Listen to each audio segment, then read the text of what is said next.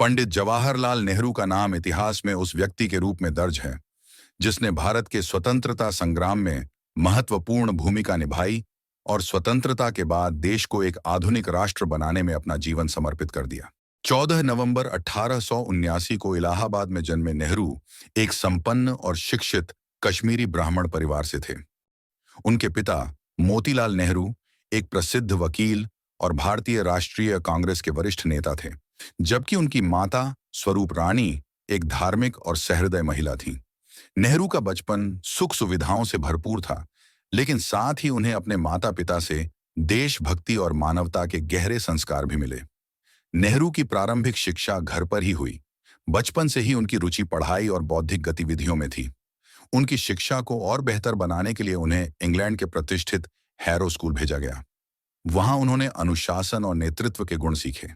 इसके बाद उन्होंने कैम्ब्रिज विश्वविद्यालय के ट्रिनिटी कॉलेज से प्राकृतिक विज्ञान में स्नातक की डिग्री हासिल की।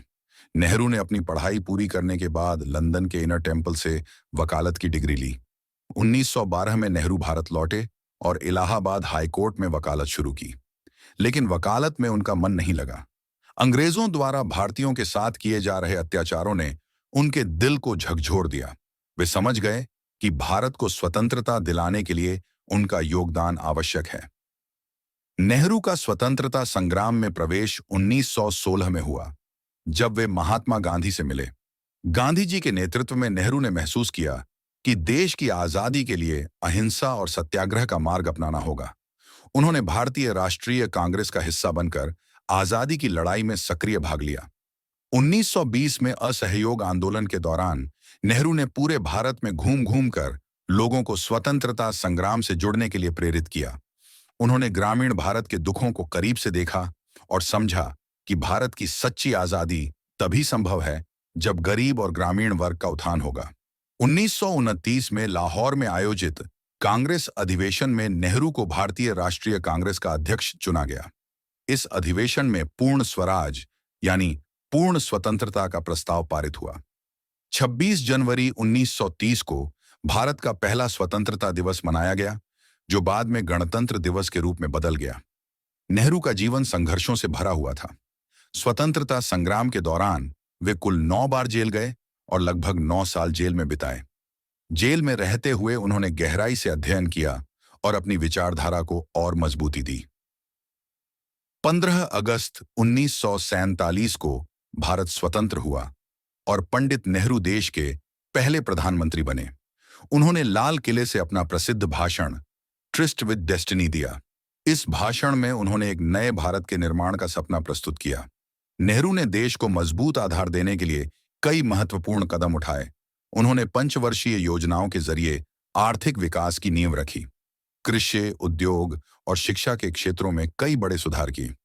उन्होंने वैज्ञानिक सोच को बढ़ावा दिया और संस्थानों जैसे आईआईटी, आईआईएम, इसरो और भाभा एटॉमिक रिसर्च सेंटर की स्थापना की। नेहरू ने भारत को गुटनिरपेक्ष आंदोलन का नेतृत्व प्रदान किया। उनका मानना था कि भारत को किसी भी वैश्विक गुट का हिस्सा बनने के बजाय स्वतंत्र रूप से अपनी विदेश नीति तय करनी चाहिए। पंडित नेहरू का बच्चों के प्रति विशेष प्रेम था।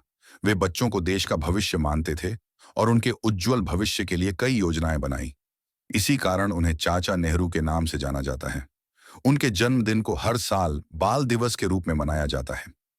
नेहरू एक बेहतरीन लेखक और विचारक भी थे।